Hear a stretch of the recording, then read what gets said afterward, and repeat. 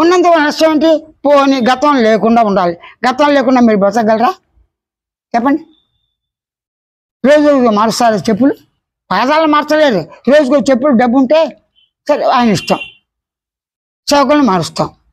కానీ మార్చలేదుగా, పాదాలేగా. పాదాలు నడవాలంటే ఏది ఉంటే ఆకాశం భూమి. భూమిలో ఈ భూమిలో ఉంటే రోజు సాయంత్రం నారదలాగా వెళ్ళి వస్తారా? కుదరదు. అంటే ఈ శరీర అవయాలు మారకపోయినా ఉన్నా నీ స్వరూపాన్ని గుర్తించడానికి ఇది సహకరిస్తుంది. శరీరం ఉందంటే మనసు ఉంది, మనసు ఉంటే ఏముంది? నేనుంది. నేను మనసు శరీరము అంత తానేగా. ఎప్పుడైతే శరీరం ఉందో సృష్టి ఉందిగా, ఏది ఉంది లేదు కాదు, ఇవన్నీ అవసరం ఉండి తీరాలి. ఆ ఉన్నప్పుడు నువ్వు ఏ విధంగా ప్రవర్తిస్తావు ఊరికే గమనించు, అంతేమీ లేదు. చూడు అలా కామ్గా ఉండి కళ్ళు మూసుకొని గమనించండి. ఎందుకంటే కళ్ళు తెరిచినా కష్టపడి కళ్ళు మూతలు పడతాయి. అలా గమనిస్తే బయట శబ్దాలు వింటారు, దురదం గమనిస్తారు, సుఖాన్ని గమనిస్తారు, చెమటను గమనిస్తారు. ఇలా పక్కన జీడిపప్పు ఉంటే తింటూ ఉంటారు, చేస్తూ అన్నీ ఉంటూ కూడా ఊరికే గమనించండి. అలా కొద్ది రోజులు గమనించగా మీకు ఏమనుకునే ఆలోచనలన్నీ మారిపోతాయి. ఒక ఆలోచన ఉండదు. అప్పుడు నేను ఏదో ఒక ఆలోచన ఉండాలిగా. మిమ్మల్ని గమనించగా నేను దేహమును, దేహం అనే శబ్దం ఉందిగా, నేను అనే శబ్దం ఉందిగా, మనసు శబ్దం ఉందిగా. అంటే శబ్దం ఉంది. ఆ శబ్దం ఏది కావాలి? రామ అనుకున్నానుకుంది, రామ్ అంతే వదిలేయండి. రామ్ రామ్ రామ్ రామ్ అని నువ్వు వింటున్నావు మనసు ద్వారా. మనసుకి ఆకారం లేదుగా, రాము కూడా ఆకారం లేదుగా. అక్కడ ఆ గదిలో ఆ రామ్ రామ్ అదే ఈశ్వర. అంతగా మించింది ఏంటి? నేను ఎరుకను సాక్షిని, గమనించేవాడిని, గమనిస్తున్నా. అలాగ అనుకోగా మిగతా శబ్దాలకు అవకాశం లేకుండా, వ్యవధి లేకుండా మొత్తం ఒక తన్మయత్వంతో ఈ ఆలోచనని వాటికి ఏవో తగ్గిపోయి నీకు నిశ్చలత ఒక రకమైన వచ్చి ఆ ఒంటరిగా ఉన్న అనుభూతి వస్తుంది. ఆ అనుభూతిలో ప్రశాంతత ముందు కంగారుగా ఉంటుంది. రానది అలవాటు పడితే ఆ ఒంటరిలో ఉన్న స్వేచ్ఛ, ఆ ఎరుకని, ఆ ఆత్మని, ఆ పరమేశ్వరుని, ఆ శివుని, విష్ణుని అన్నీ కూడా ఆకారం లేనిది ఉంది అంతా తానే. ఆ తెలుగుతో అది అనుభవిస్తూ మెల్లగా వేరే జ్ఞానం వచ్చాక రోజువారీ పనులు చేసుకో. ఏ పూజ చేస్తావా, సమాధి చేస్తావా, ఏదో ఒకటి చేతుల ద్వారా, కాళ్ళ ద్వారా, చూపు ద్వారా, చెవుల ద్వారా నువ్వు వినేవి, చెప్పేవి అన్నీ కూడా నీకు ఆనందం కన్నా ఇతరులకు ఆనందం కలగాలి. పెద్ద వ్యక్తి ఇచ్చారు, కుర్చీగా టీవీగా కుర్చీ రండి అంటే ఎంత గౌరవం. అది అల్లుళ్ళు వస్తే అంతేనా? కలెక్టర్ వస్తే అంటే ఆ పోస్టుకి ఇస్తున్నావా, మనిషికి పిలుస్తున్నావా? రెండింటికి ఇవ్వాలి. అలాగే ఈ దేహానికి పిలుస్తావా?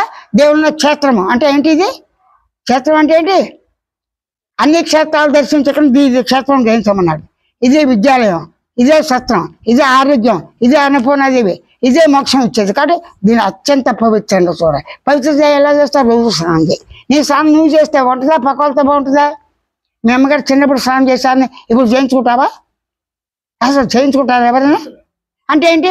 నీవు స్నానం నీ చేతులతో నువ్వు చేసుకోని ఆయన అని చెప్పి ఆవిడ గమనికలో ఇస్తుంది, కూర జరుగుతుంది. అరే బాబు అనగానే తీస్తావు. అన్ని అబ్జర్వ్ అమ్మకి నువ్వు ఉల్లిపాయలు తీసుకుని చేస్తావా లేదు? చిన్నప్పుడు అది నేర్చుకుంటావా, బట్టి పడతావా, గమనికలో తెలుసుకుంటావా? అన్ని చిలకలు ఉంటాయి. పిల్లలు చిలకల్లా కోతలు కూస్తారుగా, కూ అని కిచ్చకిచ్చ ఇమిటేషన్ చేస్తారు. అంటే ఉన్నదాన్ని తన కంఠం ద్వారా. కాకి ఏమంటుంది? కా కా కా. కాకి రెండు కళ్ళు ఉన్నాయా, ఒక కన్ను ఉందా, ఒక ముక్కు ఉందా?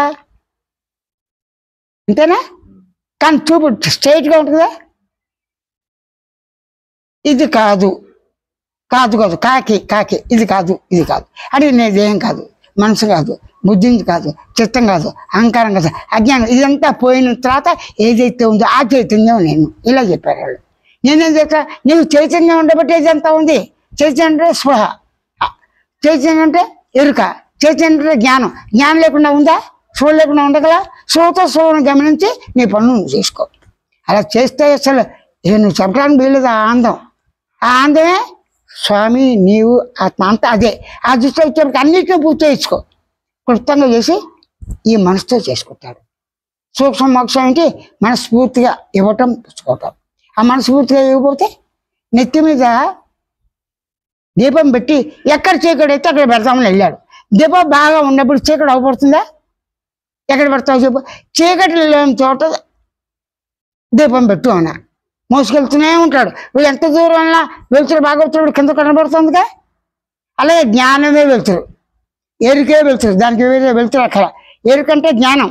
ఆ జ్ఞానంతో తను తెలుసుకుని గుర్తించి గమనించి శరీరాన్ని, తన తత్వాన్ని అన్నీ కూడా తనే అన్ని గ్రహించి నేనుతో నేను అవతార పురుషుని సద్గురుని అని పలకకుండా ఓ సేవాభావంతో ఆ అనుభూతిని అందరికీ కూడా ఇస్తూ పరస్పరం అండర్స్టాండింగ్తో జీవిస్తూ ఈ శరీరంతో వరకు తల్లి తండ్రి గురు అతిథులతో మన పనులు మనం చేసుకుంటూ జీవితం వెళ్ళిపోతే చాలు. ఓ లక్ష్యం పెట్టుకోవచ్చు, అది వేరే విషయం.